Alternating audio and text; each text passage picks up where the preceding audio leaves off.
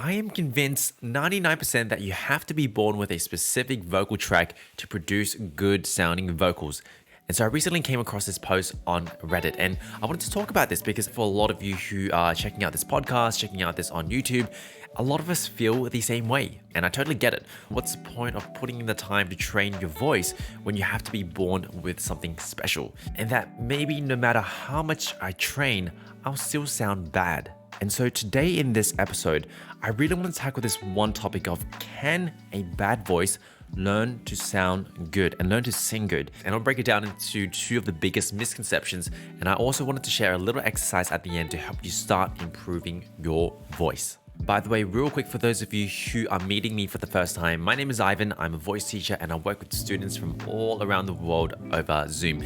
And really on this channel, on this show, my goal is to make learning how to sing as simple and as easy as possible because it can get really confusing. And so if this is something that is up your lane, consider subscribing. And if you're looking to take your singing even further, check out some of the links in the description. I've got ways to work with me privately and also some self-study singing programs that are structured and designed to get your results. So let's tackle misconception number one.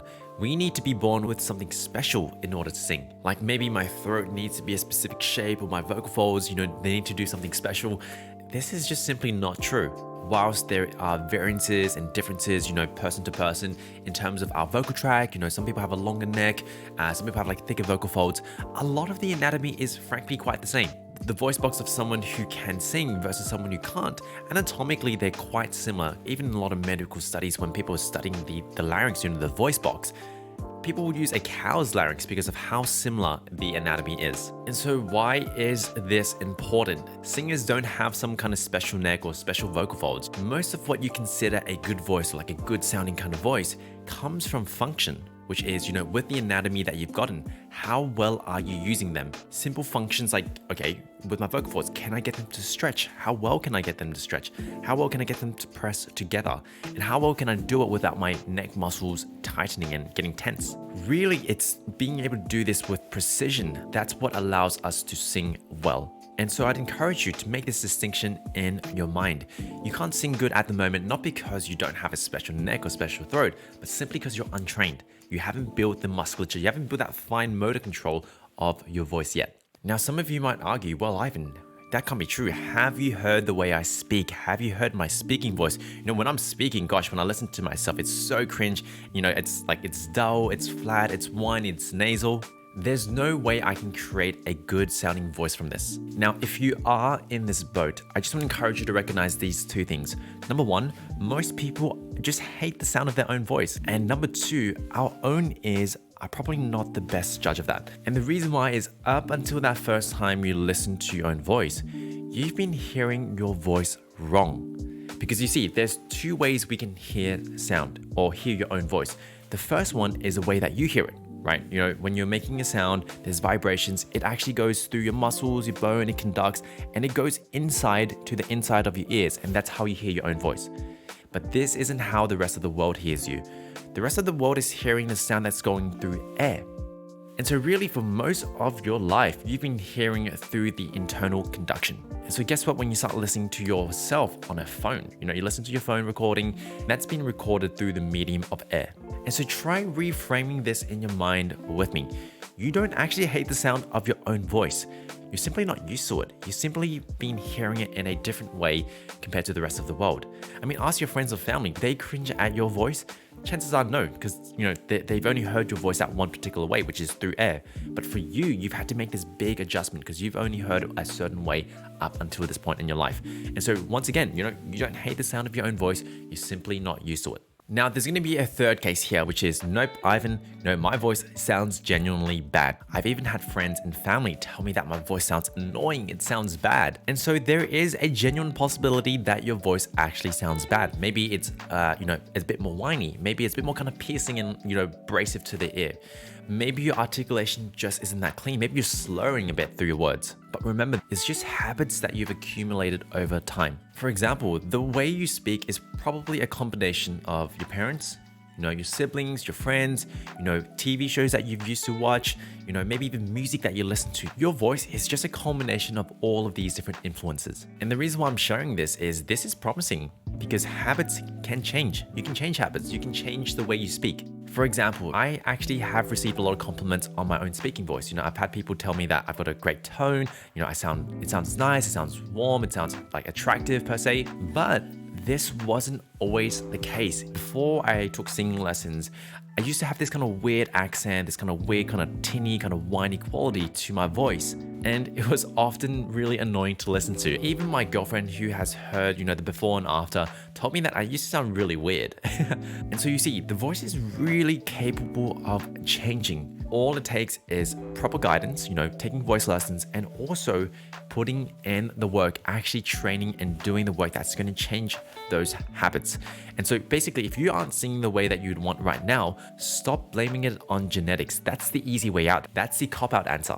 I mean, sure, some people have had it easier, maybe they're a bit more natural, or they've had a bit more of like a gift. And maybe it's a bit harder for you, like it was for me.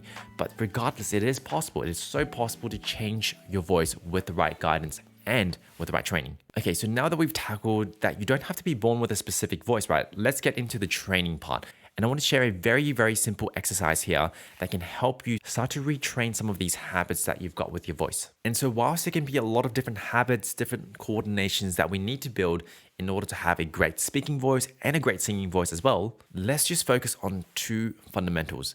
The first one is, can I find good chord closure? Which means I don't want to be speaking or singing too breathy, and I don't want to be singing or speaking too pressed or too hard or too, abrasive. And then the second one is, can I create these sounds with my throat feeling relaxed? Because when you have the balance of both of this, you've got ring, you've got this kind of focus or clarity in your sound, and you've got the warmth and the roundness from the relaxation of your throat, giving you this nice, full, rich, warm sound. And so in this exercise, we're going to go from an ng sound to a vowel.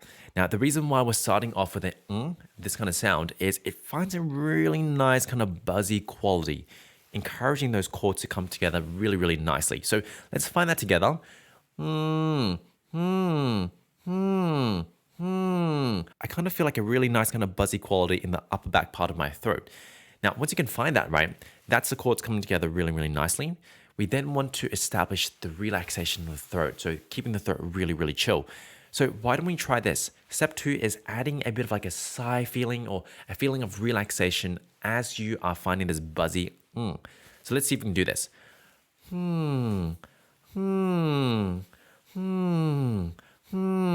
I'm still finding this kind of buzzy quality, but at the same time, my throat feels really chill. It feels really relaxed.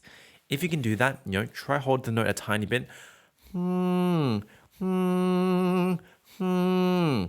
So once you can find this, you're ripe for the picking, right? Once you can find this buzzy NG with a relaxed kind of throat, you then want to try apply this to a more open mouth sound. And you get to choose which vowel you want to go for. I'm going to choose an R vowel, and I'm going to go sing, establishing the buzz and the relaxation. When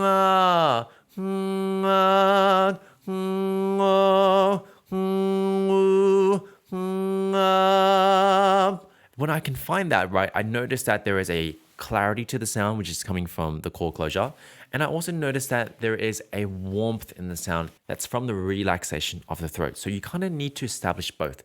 When you can do that, and you train it across different scales, different slides, anything that you might be doing right now, this is how we can start to retrain your voice to sound better, to create a better sound for your voice. So team, that is a wrap. Hopefully by now you've realized that there's nothing genetically holding you back, right? A lot of good singing comes from training. A lot of good singing comes from knowing how to use your voice. And so really the only thing holding you back is, are you putting in the work and are you getting good guidance? A really great quote that has stuck by me is, don't be upset by the results you didn't get with the work you did not do. And so get started with your voice, start training consistently. And if you feel stuck, don't feel like you have to do this on your own.